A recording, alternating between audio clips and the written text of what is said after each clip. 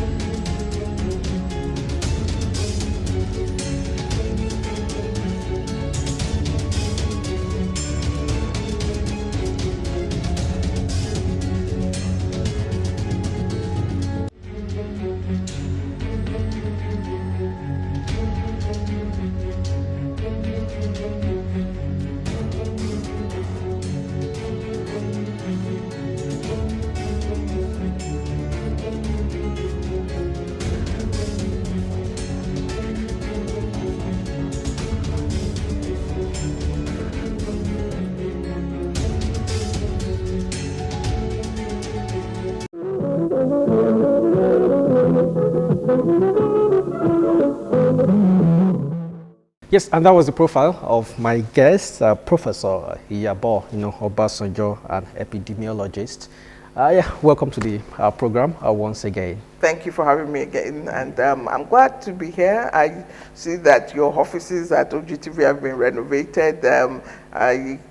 It's such a nice, beautiful building. Yes, it's a pleasure to have you on the seats. We really do have a lot to unpack. But let's start from the Ivory Tower. Yes, Professor, University of Maryland, Graduate School, and an epidemiologist, of course. So from my understanding as a layman, epidemiology is the branch of medicine that studies diseases, the spread of diseases, the prevention, and the spread of diseases. So which means this, you've been into this for some time, because people have been asking, where is Iyabo, Obasanjo? No, I got my PhD before I even, in 1980, when was it? Oh, 1994. I know you studied vet medicine. I studied vet medicine at University of Ibadan. And then went abroad, did my youth corps, went abroad, did a master's, and then did my PhD. And my PhD dissertation will finish in December. I think the date on my certificate is actually 1995, but you finish, you submit. And so I've been an epidemiologist even before I came back to be commissioner of health in Ogun State. So I've gotten my PhD then, so I didn't leave to go get my PhD. I recall you worked in clinical research as a project manager in the US in the 1990s. Yes, then in the 1990s, you came back, that was and served as the commissioner. And your research focus, something that really strikes me, You've done women's leadership on health outcomes, for effects of community health workers on health outcomes in low-income, countries, and health policy in African countries, community health in rural areas. And then you've done a lot, so which means I think that speaks to your passion. What I do really is what we call sometimes population health or public health, is that most of the work to keep people healthy is not dominated in the hospital. By the time people get to the hospital, the health system has already failed. That means that so it's prevention, making sure people have clean water, making sure people are vaccinated, making sure if you have a little pain, you get it treated before it becomes something more severe. So that is the realm of public health and community health, or preventive health. We want people to stay healthy within their lives, and having a long health lifespan, and the way countries increase their life expectancy is not in the hospital system. Okay, quite profound. But where are we, as a nation in this drive? Our life expectancy is in the 50s, which is pretty poor. It is less than, it is about 20 years or more, less than that of the average developed country. So it's one of the lowest even in Africa. It's not very high. But most of our life expectancy problems in Nigeria is not really about health. We have a high infant mortality rate. Okay, one of that is because when you do life expectancy, you calculate everybody born, right? So everybody born must live to be. When you have a lot of babies dying around birth, it automatically reduces your life expectancy.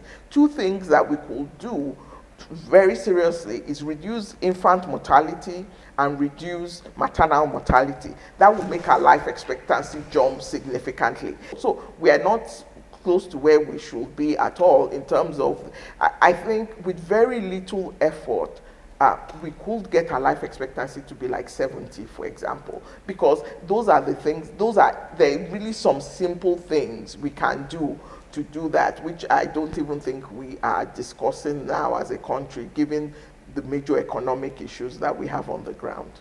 But given the economic challenges, where can we start from as a nation? Of course, we are not in the same level with the United States, with many Western and developed countries, but we have to start somewhere.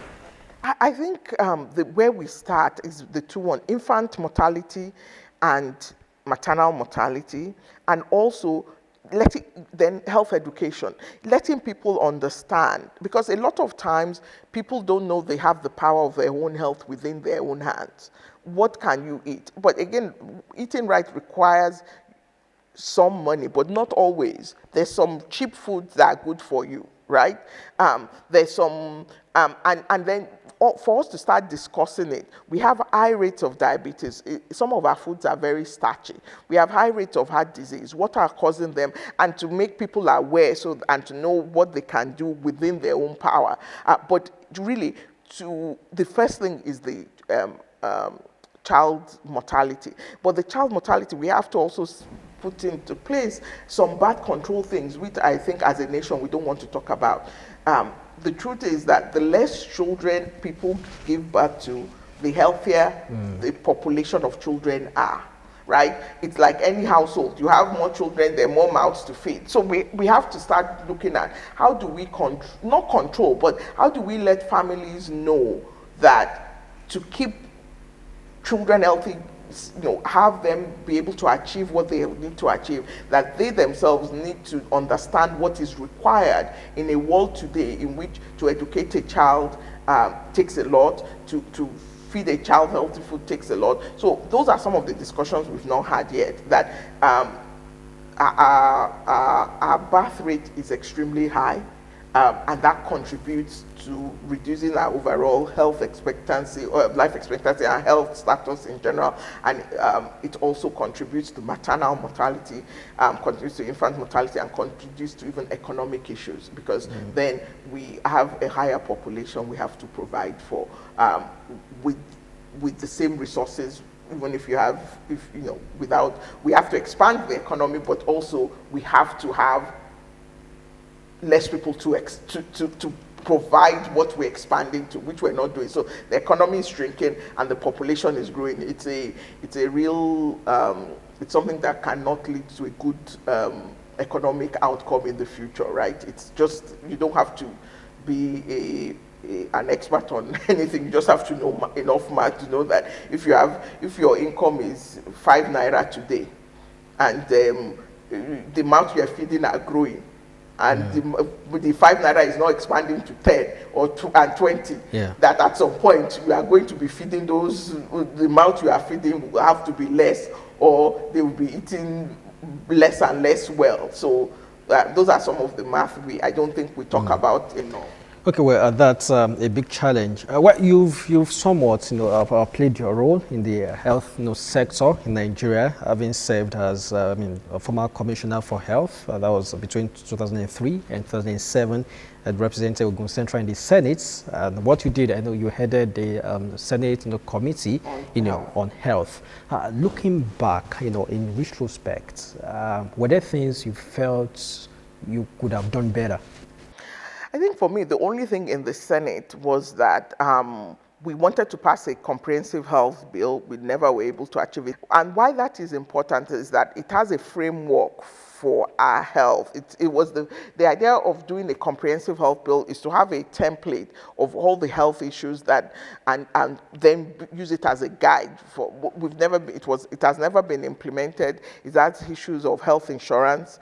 Why health insurance is important is that when you ask people to pay out of pocket for health, that is one of the biggest reasons people go bankrupt, right? Because people will spend all their money to get their mother, father, or their child that is sick pay for health care. But if you have health insurance, and people can go to the hospital without having to pay out of pocket because they've been paying from their salary over a long time, you find that helps keep people healthy too. So that was, the health insurance scheme has never been fully implemented. As a commissioner in Ogun State, I loved being a commissioner in Ogun State. I think overall, I feel that I had more impact in terms of people's health. We used to do the community health program where we'll go to rural areas and we'll treat people for free, do surgeries, we'll get some doctors. And the doctors were doing that mostly for free or very little. We'll feed them, and I think that helped us reach rural areas. We renovated all the hospitals at that point, and I don't know what the numbers are. Ogun State had 28. Hospitals, which are secondary level hospitals, and then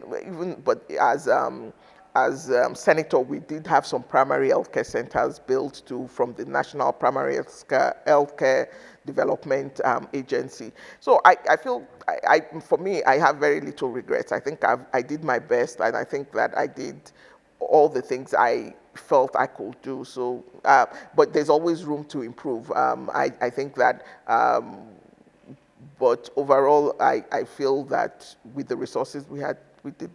A technocrat, somewhat. But these days, you hardly hold such positions without also, delving into politics, somewhat. Because, for example, being a senator, it's an elective, position. Yes, a commissioner. I mean, it's based on, appointment. So, how would you describe your sojourn in politics? I mean, that's what I would say. I felt I was a very good politician, to be honest. I think that even on the ground now, I'm not sure that many people that have come after me have been able to do some of the things I've been able to reach the people of Ogun Central the way I was able to. So I'm very proud. So I think for me, for some reason, I'm the kind of person that I can adapt very well. When I decided I wanted to do politics, I made sure I did it well. I met the people where they are. There is no part of Ogun Central that I didn't go and meet the people. There are things, even I tell people that local people will call me and they'll say, something is happening here. I knew so much of what was happening on the ground because I was on the ground with the people, right? And I don't think it has to be mutually exclusive, that you can be a good politician and a technocrat. It just depends on what your background is, or what. For me, right So now, you feel they do not conflict? no, for me, it did not. At least for me, I think I'm a natural people's person. And when I need to block the world away, I have papers I'm writing now that I need to finish for publication. I can do that. And I can go into a rural area and speak Yoruba to some people and some women and dance with them and help them vaccinate their children and live. So for me, it was being a technocrat is because I think you have a good education, you know what you need to do. It was not. It worked for me, but maybe not for everybody. But I could understand what the needs of the local people were, because I could talk to them, and I didn't have any problem with going to any rural area and say, Mama Lajagda, kini kilon shalembi, kini kilon shale, kile rupole tun aye nishe. And talk to them, dance with them, eat with them, smile with them, and go back and write a paper that will be published in a scientific journal. I can remember the slogan then, Kosiamo Iyabo, Yes. That was everywhere. But you did quit politics. Yes. I remember people always told me you can't quit politics, that once you're a politician, you're a politician.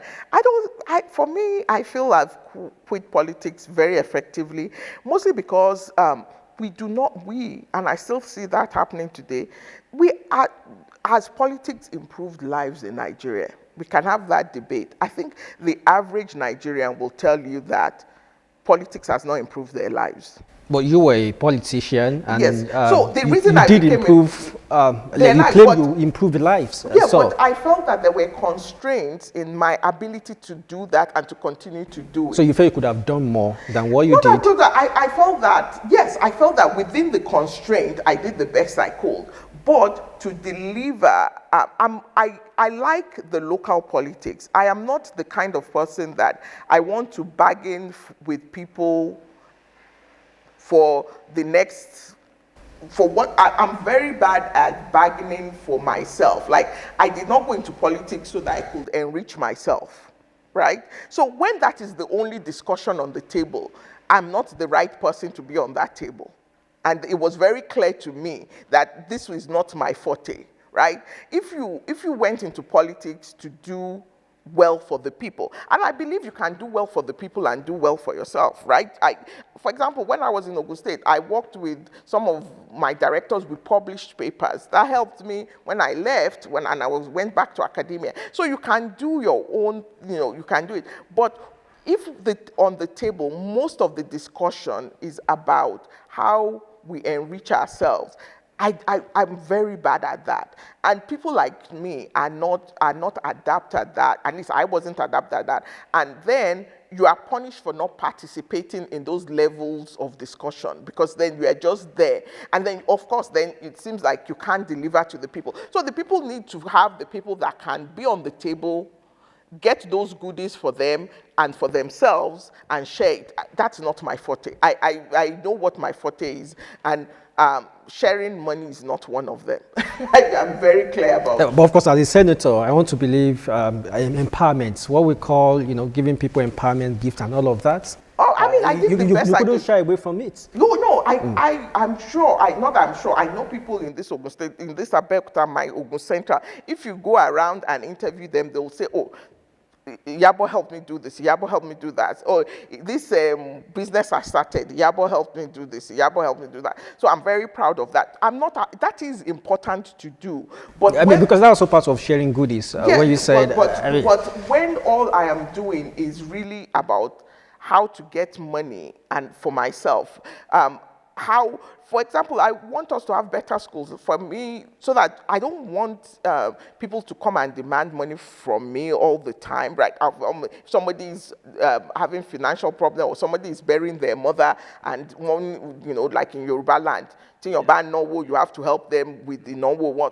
I'm part of the Yoruba culture. I will do all that, but I want to ask, where is your child? What is your child? So that your child does not have to come depend on my child in the future. Where are the schools? Where are the health centers? So that they have the life. So and I don't think there was space for that. What do I do that fundamentally improves lives for the people in my community and the people that I say, this is where I'm from? And I felt that those arenas were getting less and less. I mean, there's the saying that you want to teach a person how to fish, not not to give them fish. So I think we can give fish to some extent, but our primary focus should be teaching people how to fish, so that in the end, development is not about me having money. Development is about us all doing better, right? And us doing better means their jobs, right? Everybody's child, the market woman's child has a good school to go. The garret woman's child comes out and can get a good job that the mother couldn't have gotten, and she's fine. She's still a market woman, but she was like, our child is working at OGTV. Our child is working as a director. That is to me is what is progress. Buildings are progress too, because then that means that we are improving our facilities in different ways. But people improvement is really important, and I think that was not, at least my experience in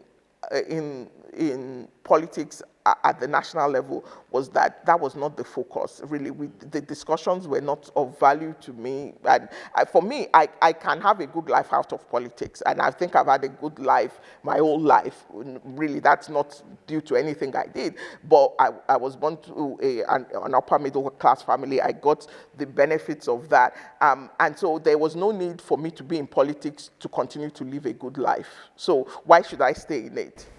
But I mean, unfortunately, many Nigerians see politicians as money bags. I've interviewed a handful of senators, and they would say, how people come with these frivolous demands, and if we did not meet these demands, I mean, we would not return, to the Senate. What people would call Amala politics, or the money bags politics, is a part of the world.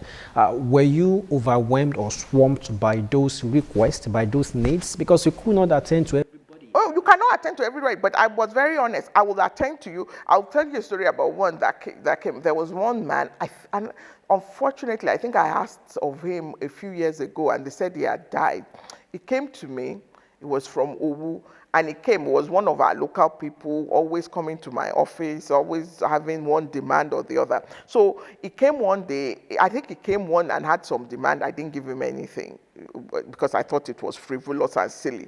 And I think I had said he should go somewhere so they can give him some job to do or something. Of course, he didn't like that. So he came back and said, his wife just had a baby, and that she lost the baby or something. I think the first time he came, he said his wife was having a baby. And I was like, okay, fine.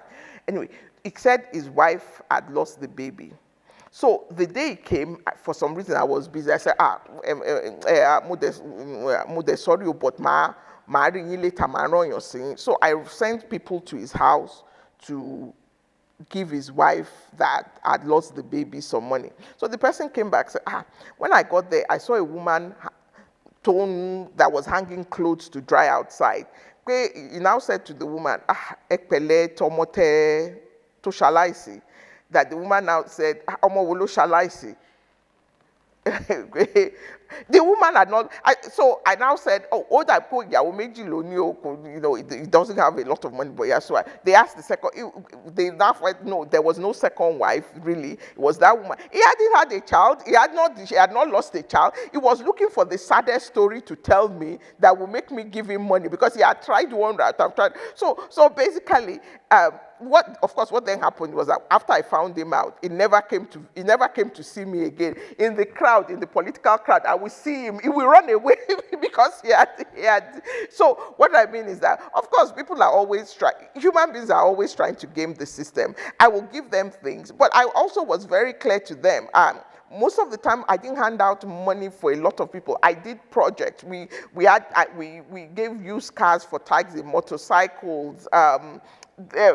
All our campaigns, we made adire. I will wear the same adire. They will wear the same adire. I made T-shirts. Some ate. They will come on campaign day. Some ate 3 meals a day on my house. I was able to, that I'm happy. Not that I'm happy, but I'm like, they're going to spend the whole day with me. you know, if I'm eating breakfast, it will not be good that, oh, they're going to spend the whole day with me. They arrive at breakfast time and they haven't eaten. I think that if you manage expectations, and to me, the reason that people demand just money from our politicians now has to be because they don't expect anything else. If they know that when you get there, you're going to work to build hospitals, to build schools, to make life better for them, I think they would have a more reasonable thing of demanding. But for me, when I was doing it, I was like, this is part of the job. Now that I'm not doing it, if you ask me for money, I'll give you if I can. If I don't, there's nothing. I don't owe. I really feel I don't owe any person anything. I've done my best. I did it the best I could, and so I really feel that I gave my all to being in service of the people, and I have no regret. Well, Professor, I mean, it shows you really enjoyed your role as the senator, and it's somehow brought you close, to the grassroots, to the kind of interaction. And both really, yeah, both really, yeah. But I mean, the impression in some quarters is, Professor quit politics because she couldn't return to the Senate. I don't care if that is the impression. It doesn't bother me because. So if I couldn't return to the Senate and then I left politics, how does that affect my life? Maybe bad loser kind of mentality. Bad loser. So I should then stay, if I don't want to, I should then stay in politics for what? I have alternatives. So I should now say, oh, I will stay here, I will contest the next time. To do what? Or I will start trying to get a job in Abuja and sit in Abuja and be getting jobs. It's not who I am. So I don't really care what people think. I don't care if they say, oh, she failed at politics. It's not I came into politics and I left. Like nobody sat me down. Neither of my parents, both of them were shocked I was doing politics. It was nobody in Ogun State politics that came and said, Iyabo, come and do politics, right? Nobody. So if I come and do something, and if I say I don't want to do it again, it's my choice. My life is my choice. I don't have to report to anybody. As long as I felt I did the best I could, and yeah. So if they say, oh, it's because she lost an election, fine. So what? I mean, you said nobody asked you to do politics. Some say, I mean, you have an Obasanjo, the daughter of my father has many children, and Gowon has been the president. He has children. Babangida has children. I chose to do politics. But I mean, that would have opened certain doors, for you. Oh no, I was very clear. When I ran for the Senate, I was very clear that one of the advantages was I started with 100% name recognition. Yeah. I started and that is important in politics. So for me, I'm more of you can call it a technocrat thing. Is that I analyze the situation. So I knew there was 100% name recognition, one, because of my last name, but two, also because I lived in Abeokuta for 4 years. I was commissioner for health, and I'd been to every part of this state at that point because of being commissioner for health. I'd visited each of the hospitals, and I lived in Abeokuta. People for Central were always coming to me. Both my parents are from Abeokuta. So I have extended family galore into every bush and corner for this state. Both my parents have helped people into 3 generations. So I started way above most people, right? I already had people my father had helped, people my mother had helped. I had, like I said, both my parents are from Abeokuta. I speak fluent Yoruba to some extent. People don't think I do, but I do. I can speak proverbs. I can do everything. So for me, it was a low bar. It was something I knew that it would be easy. So of course, but everybody that enters politics should analyze what their advantage is. And some people don't. They go there and they just want to, I want to do, but everybody has an advantage. I knew what mine was, and I knew if I wanted to do politics, I should capitalize on it. When I went back into academia, I knew what my advantage was, and I could capitalize. I had a very good education. I have a good brain for analysis. So I could do academia. So yes, there were some advantages that were there, yeah. but some people, the advantages is that really, they grew up very local, so they know the system better than I could ever do, even although I learned to know the system. So everybody has some advantage. It's how you position those advantage as a political strength for you is what is important. Well, a politician will always be a politician. You say that, even Oh, though no, people say that you now. might have quit politics, but you are still a politician. I mean, given that statement that a politician will always be a politician. So, are you still standing with that declaration, or will you still give politics? No, I don't. I've left politics. I don't. I don't know. I mean, I guess the best way to break it down is that will I run for something? Probably not. Probably ever. But will I support people in politics? Probably yes. Appointments? No, I don't need a political appointment. I have a good life without a political appointment. Political appointment is wading back into politics, and I don't need. No, but because I asked earlier that, being a technocrat and being a politician, wouldn't it conflict? And you said no. I mean, they don't conflict. For so you me, could just be a technocrat and do away with politics. Is that possible? I don't. In the way Nigeria is now, I don't think you can have a technocrat position as an appointment, right? And I don't really. I'm older. I'm actually thinking of retirement. I'm kind of middle age now. Why? There are 200 million Nigerians over there about, or how many? There are people that can do things that I can do or better. I don't know. There's no appointment that I need. I really cannot see anything that is out there that I want to do within the Nigerian governance system. I really don't. And there's no pressure maybe coming from your constituency you once served. I mean, you still have that popularity of, we wanted to go back into politics. But it took me years to to get to a place. Actually, there was one, I can't remember his name now. There was a gentleman I met when I was thinking of not even running for the second time for the Senate.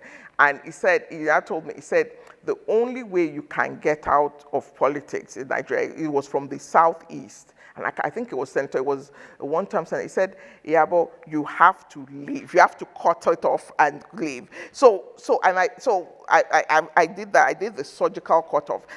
Yes, I still have a lot of popularity, I think, in many quarters in this, especially in Ogun Central. But I can use that popularity to support somebody. And that person has to be somebody I trust to do the right thing for the people.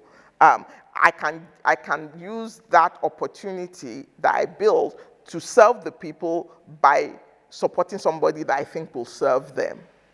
But the impression out there is, politics is dirty, particularly among the women folk. We currently decry low participation of women in politics. I mean, you were once there. You were one of the few women, only a few. Even currently, out of 109 senators, we have 4 women. I think we had the highest number when I was there. When we you were had there. 8 or 9 at 8 one or point. 9. So yeah, I think yes. one person lost the court cases, and when she came back, we were 9, and so yeah, that's the highest number of female senators at one time Nigeria has ever had. Yeah. So for those harboring that fear that politics is dirty, is too challenging, particularly a woman or women, what advice? Is it really dirty, or is it just a myth? I don't know. It depends on what you call dirty, what the people's impression are. I think for women participate more in election. If you go to any campaign site anywhere, and I've been to campaign sites in this country in the north, east, and west, women are the majority in the crowd, right? Women are the majority of people going out there, campaigning, doing things, right? Women are our biggest machinery in elections, right? They are the supporters. They're the ones that sing. They're the ones that bring the movement out. So women as political participants occurs. What does not occur is the appointments, right? And the ability to then go. The reason is that most of those women that are political participants are not educated. That is where the divide comes. And when politics is over and they're looking for people appointment or for even to run for a position, they will say, oh, we need certain caliber of people. So that is it. One of the things with our local people. I think that at the state level is where it should start. I think at the local government level, I think people are, and this is the problem in Nigeria, people want to start at the top. I think where we should start in terms of representation for women is at the local government councils, right? We should have 50-50 participation at the local government councils. That is where our local people are. Rather than trying to legislate that the National Assembly should have quotas for women, let's start at the local level. Let it be said that if there is a male, that the position of a councillor has to go between a man and a woman every time. If a man is a councillor for a couple of years, the next, or two men run one year, the next election, two women must, all the parties must submit women. The next, we can do that. If you start at that, you will find that those grassroots participation, you get a lot of our women locally participate more. Then we can build it up. But for me, again, with the name I had, but again, I probably was protected somewhat from the worst of politics. Like I said, my forte is really development, right? Improving things. So if I'm there and I'm not improving things, it's not, I don't want to be part of something that is not getting better, which is really my whole issue with politics in Nigeria. If we're doing it to make society better, and I think there's a lot we can still do to make this, that we've not touched on. So I think it's what everybody wants. For me, I think people should make their choice about, again, analyze what their strengths are, analyze what they want to be and what they want to do, and why. In my time, I've discouraged a lot of people from participating in politics, and I've encouraged a lot of people. It really depends on you. What is your goal, and what are your strengths, and how do you use it? Some people's personalities will never be politicians. In general, I'm a people person. So for me, I can sit with a local woman that's never been to school and have a good conversation with her. If you don't like doing things like that, there's no need for you. Okay, let's go on this break. When we come back, of course, we will definitely shift gear. Stay with us.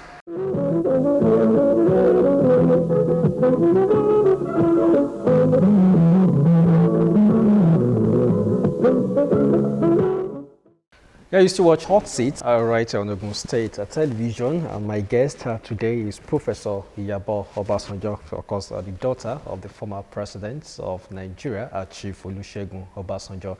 We started with a field, a profession, now we've dovetailed into politics. And I will still stay with politics for a while. Then, our time is fast spent actually. Yeah. So we just have some minutes to do this. Yeah, like I was saying the other time that politics gives you the platform, to help the people.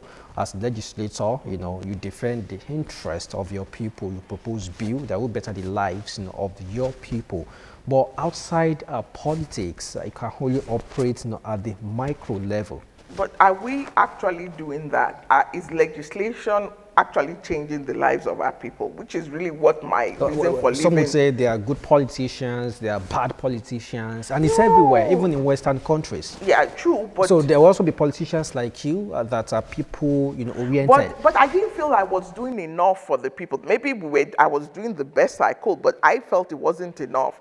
As a private citizen, for me, is that I feel that if I can help, I help. If I can't, I help. I have other things I need to do with my life. It's a big world out there. There's a lot to do. I feel bad that we've not gone ahead in the last, how many years? My term as a senator ended in 2011. And that since then, if we look at the level of human development that we have in general, it has. But sometimes I come to Abeokuta too, and I'm delighted. Abeokuta is a nicer place than when I moved to Abeokuta in 2003. Abeokuta is a nicer place to when I was a child, and me and my my family, we used to have holiday and come to Ita-Eko, my father's house in Ita-Eko. So, you know, things have gotten better in Abeokuta.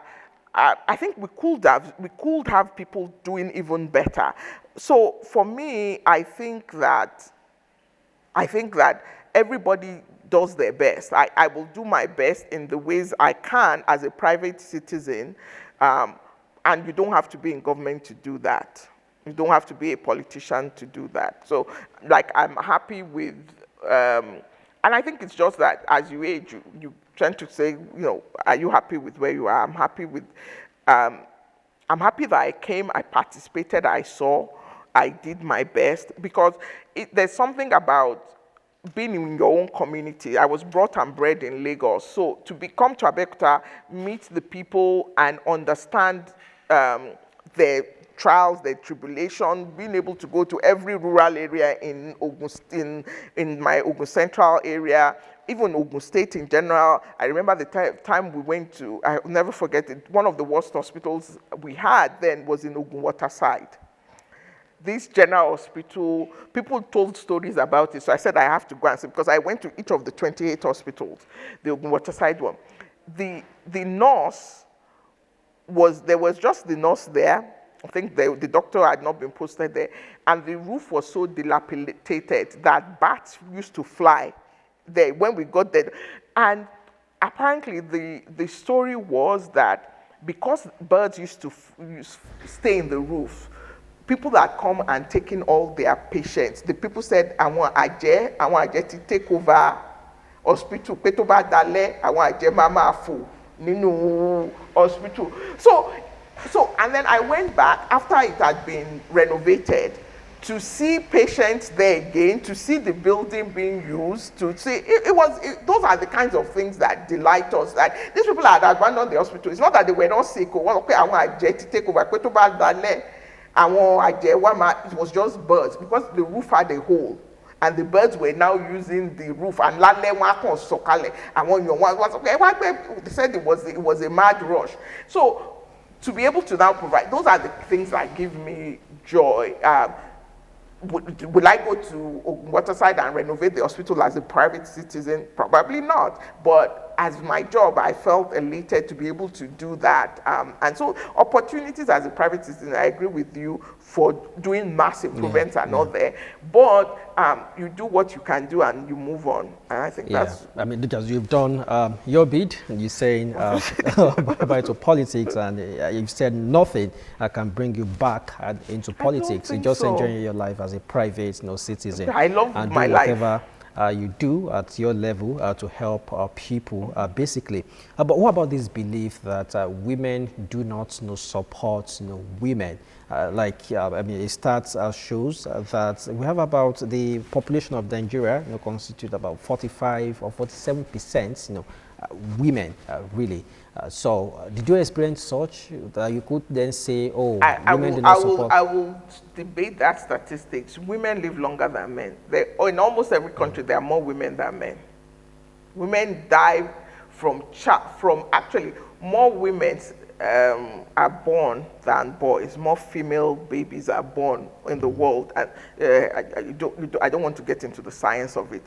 There's an evolutionary reason for that, because we have only one child. So you are for the species to continue, you need more women than men. So looking at this number, then women should be able to, exactly. So women should be able to take over, but it's not happening. It's looking like it's the men's world. No, but there are more educated men. That is the big thing. That education is the way to start. There are more educated men. People up till tomorrow will remove their daughter from school before they remove their son.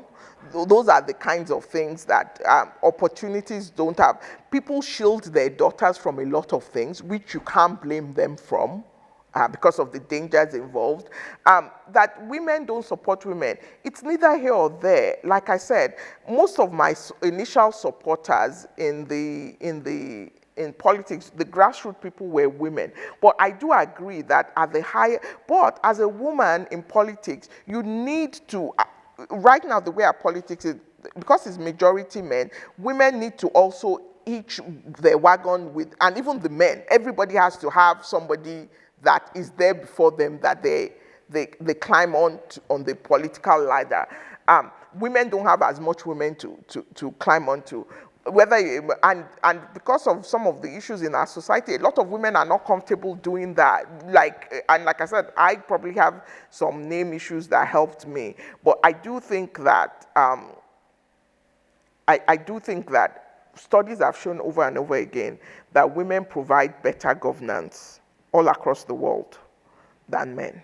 That if you want your society to be better, you are better off having a woman in leadership, and that they will do critical things to improve society. Does that mean we should employ have women in every position? No, but it just shows that if you do, you'll probably have better governance for a lot of things. It's a development issue.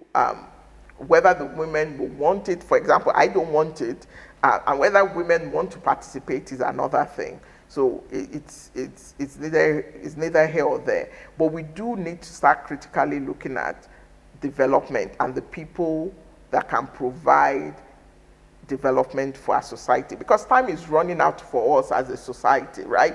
We're becoming more and more, and the opportunities for a country to rise are becoming less and less. And we have not used our opportunities as a oil-producing country to actually, which is some of the strategies we can use. So yes, we do need more development. We do need more women. Well. But I'm not sure I have the solution to that, because, especially since I don't want to participate, I can't say women should participate when I choose not to participate. Yeah, well, we just celebrated 25 years of unbroken democracy and their expectations. There's a bill, currently proposing a single term of 6 years, for governors, presidents, and saying, oh, let's rotate this presidency, let's take it to each geopolitical zone. So it's not just South, versus North. We are looking at all the geopolitical zones. I need your take on that. What is the goal of moving it? Because if the goal is just to have somebody from each of the political zones, and just, if the show is to say, if it goes to your political zone, you develop your political zone or something, I don't know. It really depends. I don't know what the goal, what the reasons are. If you have a one-term governor, I mean, we do have problem at the state levels. Almost in every state, the person, since the 2025, every governor that has ruled a state has left tremendously wealthy. Most of our states are not rich. Many of our states are not as rich as a small town in the US. And so if we're going to be creating billionaires in dollars at the state level, we can't run, it's unsustainable. So if you are going to give them 2 terms and they're going to be end billionaires, if they're going to get 6 terms and they're going to be billionaires, either one, that does not solve the problem. The problem is, how do we have people that are satisfied with enough and still develop themselves, and that then they know that when they leave, they can do other things, right? The point of politics is not to stay in it forever, right? The political template we use around the world was first the Greek and then the British. Actually, it's really the British system that started going first to go from having kings and queens to having a parliament. It was not designed that people came into it and stayed permanently. Over the world, it has started to become like that. It's that you come from the people and eventually you go back to the people and do your thing. So, and it was so that you contribute. Maybe you do it well a little. I don't know. I'm not saying that people, because they should be governor and come out and be debt poor. I'm not saying that. But our system that we have now is not sustainable, that states that can barely pay salaries should create millionaires. It just is not sustainable. The impression that democracy is representational, and since we are a diverse people, and there are still some tribes calling for more recognition, so it will make our democracy blossom. And instead of having elections, every 4 years, elections are expensive. Why not let's do it once, in 6 years? It saves costs somewhat. If you look at it, really, if you look at not countries that have been developed for hundreds of years, if you look at recent countries that have gone from poverty to development, to be honest with you, there has been an element of dictatorship somewhere along the line, but it's been an element of good dictatorships. Africa has no experience with dictators that actually push development forward. So I'm not advocating, I'm just saying, if you look at it,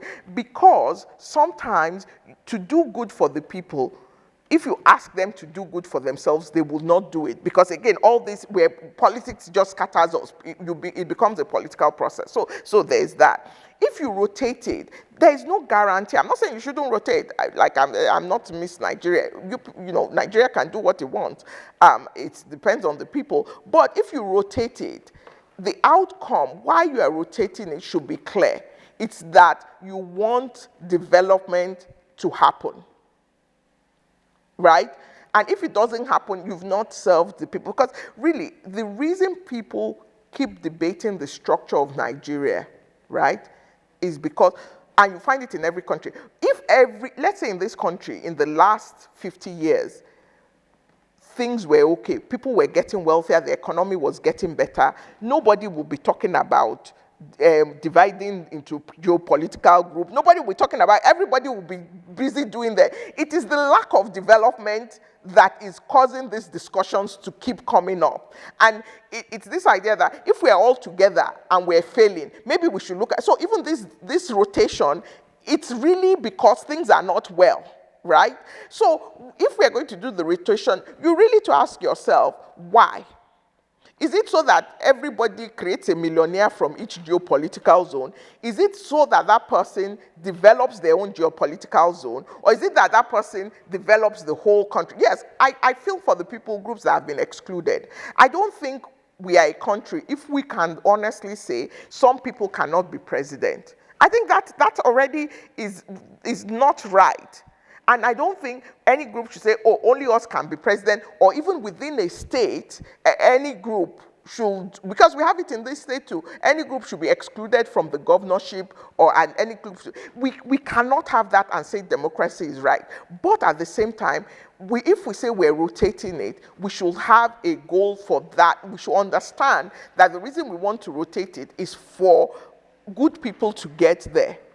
Will rotation assure that? I'm not saying you shouldn't do it. Like I said, I wish we had better debates and things. I mean, I'll go into a controversial one for whatever it was. We woke up one day, at least I woke up one day, and I was told that the national anthem had been changed, right? Okay, most Nigerians did not know there was even a debate. It was not publicized. And for me, the first thing I thought of was two things. One, they've just removed a national anthem written and composed by a Nigerian to one composed by a European. That it doesn't, you're not sending the right message out there. Two, if you turn on your radio anywhere in the world today, the thing that is different from 10 years ago even is that there's a high chance you'll hear Afrobeats. Whether you're in Australia, US, Antarctica, when Arise or Compatriot starts, the drumming starts, you know this is African music. When Nigeria Will Heal Thee, I was in school when it was transition. It's classical music. I studied music a little. It just didn't take as a profession. So you went from classical music to something totally African that once you hear it, when they're playing at the Olympics and we have somebody on that tablet, they know an African nation has won. When you are playing classical music, anybody that has music training understands the rhythm of classical music. You just went from what is your own, where Afrobeat with its drumming and its rhythm is rising, and what is yours is rising. You just went back to what is not yours. Nobody respects people that cannot respect what is theirs. And this is what we're showing ourselves to the world, that something that is truly ours, very African, And it doesn't have to be a right, but you know music that is African when you hear it. But Professor, they claim, music is nothing. It's about the lyrics, and I mean no. Music is not about the music. Is not about you know why music is not about the lyrics. It's a statement. It's not about the lyrics. It is about the music from I listened to as a child, right? That up till day I don't know the words. But the rhythm is what got me to like that music. Most of our music that are played internationally, people can't understand. Some of it is in Yoruba, right? I know a South African musician that started singing in Yoruba. He learned Yoruba, doesn't just say Yoruba, but learned Yoruba words to put it in his music. Mostly, it's the rhythm people are changing. It's the different rhythm. People don't understand the words of our music, and they're playing it in radio stations in the US. So for somebody to say it's the lyrics, they're very stupid. So you're saying the rhythm is better, should be prioritized over the lyrics? It's not the rhythm, it is what is African. It is who are you trying to tell yourself you are? It is, I'm not saying, there are Nigerians that trade the classical music, that can write good classical music. But when you are a nation, you want to define yourself by what is yours, right? It is this idea that there's a big world out there. We are just starting our music to be exposed and to be liked. We should not then undermine that process by doing something classical. I mean, I have no game in the play. Whether you play Arise or Comparator, 80% of my time I spend in the US. When they play the US national anthem, I have some allegiance to it. When they play the Nigerian anthem, if I'm there, I will have some allegiance to it. But personally, as an African, I will prefer a rhythm that is truly African than to one that is a classical music set towards whatever the words mean.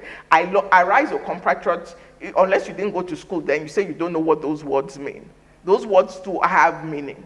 So, and people don't listen to music for the words. If it's the words, nobody will be listening to Afrobeat because they don't understand 80% of the things our musicians are saying. Well, I hope you've learned the new national anthem. I don't go to any official.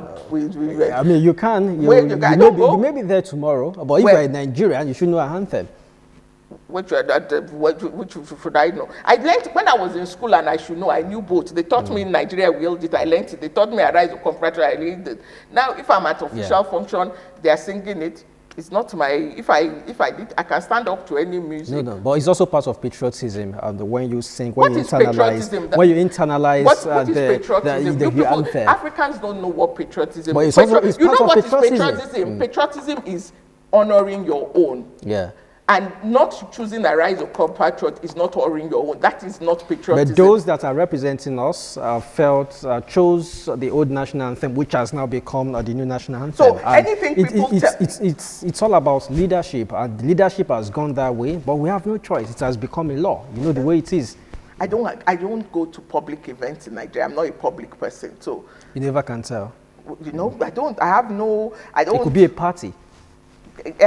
I will go after the party has started. And my guest today has been Professor Iyabo Obasanjo, the daughter of the former president of Nigeria, Chief Olusegun Obasanjo. She is an epidemiologist, former senator. She represented Ogun Central in the Senate from 5th June 2007 to 6th June 2011.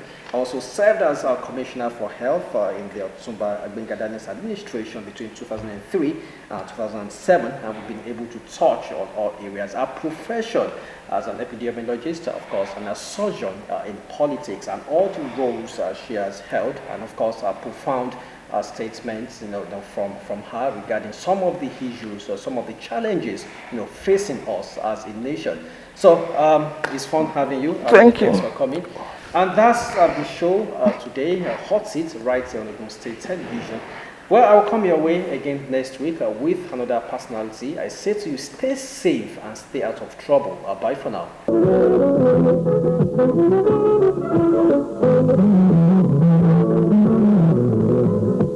you.